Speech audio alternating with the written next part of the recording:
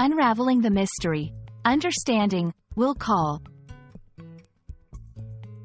Hello everyone, welcome back to our channel. In today's video, we are going to explore and understand the meaning of the phrase, will call. This is a phrase that you might come across in various contexts, and it can be a bit confusing if you're not familiar with its usage. So, let's dive in and clarify what will call means and how you can use it in your daily conversations. The phrase, will call, is commonly used in North America and it refers to a method of delivery or pickup. When someone says that an item is, will call, it means that the item has been reserved and is available for pickup directly from the seller or at a specific location, rather than being shipped to the buyer. Example, if you purchase a ticket for a concert or a sports event online, you might have the option to choose, will call, as your delivery method. This means that instead of receiving the ticket via mail or email, you will pick it up at the venue on the day of the event.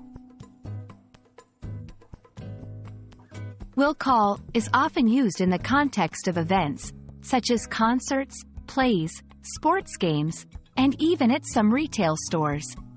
It's a convenient option when you are buying something last minute, and there's not enough time for shipping. Example, imagine you are buying a last-minute gift and the store offers a will call service. You can purchase the item online, choose will call, and then go to the store to pick it up, ensuring that you get it on time.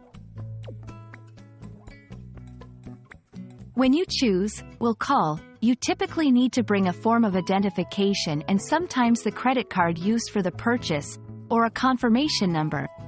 Make sure to check the specific requirements of the venue or store, as they can vary.